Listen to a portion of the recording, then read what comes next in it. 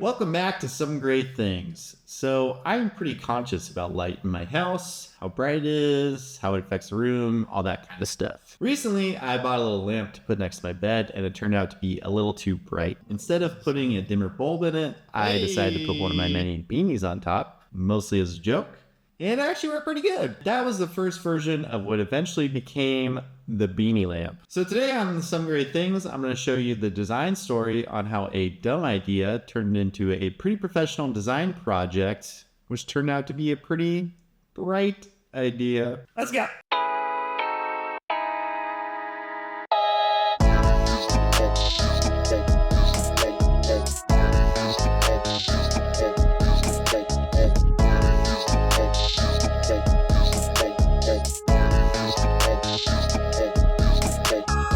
One day, I was talking to a friend who was a textile engineer about possibly doing a project together. I started sending her some sketches of some ideas for products that we could work on together. Out of all the doodles of good ideas that I sent, she decided that this was her favorite. After thinking about it, yeah, it actually is a pretty good idea. It's kind of fun. I'm a hipster. I wear beanies. Why can't my lamp wear beanies? So the first thing I want to do before sketching this anymore is play around with some lamps and beanies and get a sense for how the light and materials and all that kind of stuff works. Got a ton of beanies.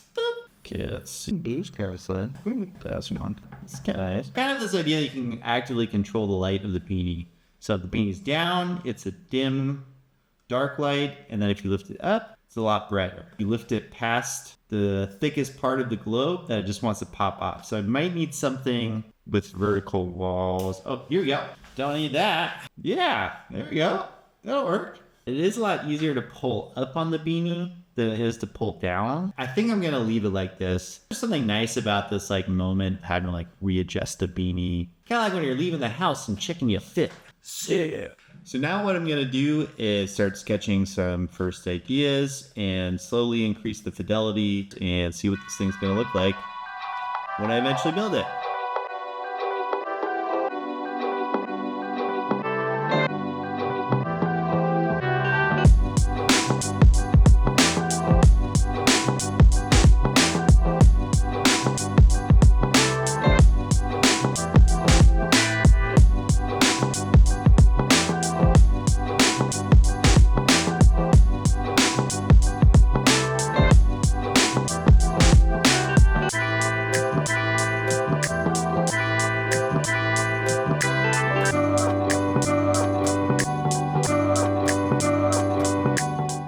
Okay, so I got a 3D model going. It's actually looking pretty good, way better than I expected. The hardest part about doing all this was actually modeling the textile and getting that to look realistic and actually have the light shine behind it. So we have three parts to the design now. We have the beanie, of course. We have a lamp base, and then I'm gonna cap off that with some plastic caps. Pretty excited to see what happens, and let's keep going. So now that I know roughly what I want to do for the design, I think what I should do is start looking into this lamp base a little bit first, because that's going to be the big bottleneck. I could make this project a lot easier by just 3D printing the design I have now, but I think I want to make something that feels a bit more high quality than just plastic. With that in mind, I think I'm going to go with glass. Unfortunately, it's pretty expensive to just make a few pieces of glass. I just decided to try and find an existing piece of glass. But I did find this one piece of glass that's close enough. It's not exactly my original design, but it's close to the right size and has straight sidewalls. I think I can make this work. So I realized something about this piece of glass. Put the beanie on and turn the light on. It kind of just looks like a beanie floating around a light bulb. It does not really affect how I want to go for. What I'm really looking for is that the beanie covers the light and then the glass itself illuminates. So my first idea is to sandblast this piece of glass. It actually worked pretty good. So you can see there's this really rough texture on it. It diffuses the light enough so that you don't really directly see the light source. There's only one problem with this. The textile doesn't slide very well against this. I tried sandblasting from the inside. It was really hard to evenly sandblast the inside of this thing, and I even ended up breaking a giant piece off this thing. So one thing I can do is use some semi-transparent spray paint. Actually doesn't work too bad either. I'm really worried the paint's gonna rub off on this thing. So my last idea is to fill the inside of the glass with paint and swishing around. And so what I ended up doing was taking some pouring medium, some paint, mixing it together and swirling on the inside of the glass. I also had to hit it with the heat gun on the end before it actually dried so that paint didn't drip everywhere. This is the result. It's a nice evenly coated glass. And when I shine it from the inside, it lights up pretty consistently. There are some little issues, but I think I'll do another shot. So now that we got the glass figured out, it's time to put some end caps on this glass and fire up the old 3D printer.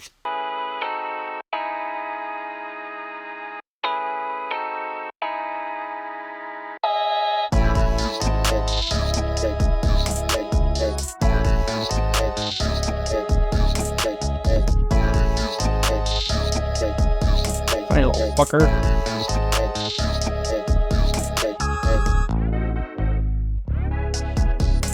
Made a little twist lock, so you put this part in, twist it, and it's locked on there pretty securely.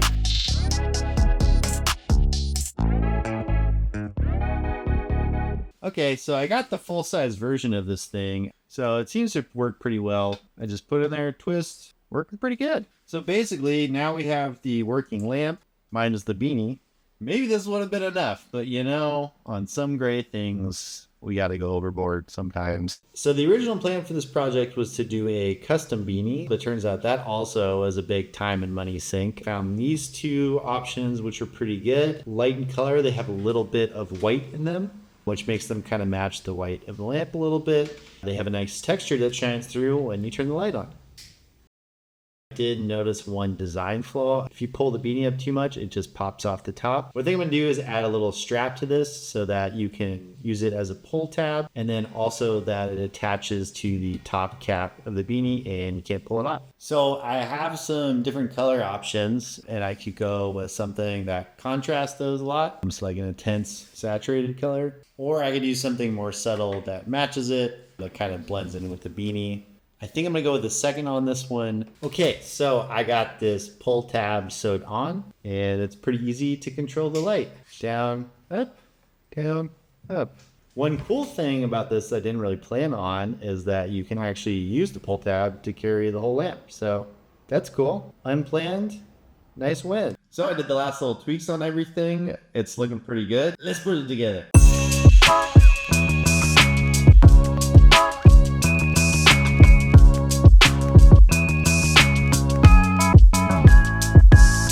This turned out a lot better than I expected. It's got some elements that have a lot of thought put into them. Overall, I'd say I'm pretty happy.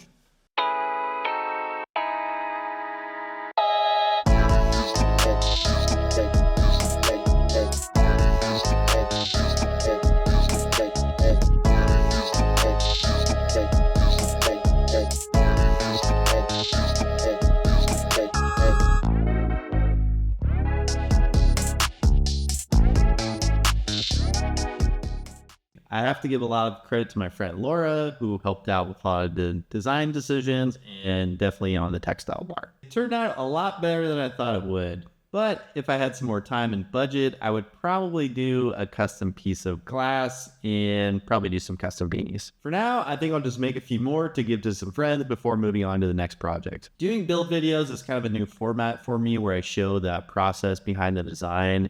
So if you have any ideas or thoughts on it, feel free to let me know. Time to turn the light out on this project. Later.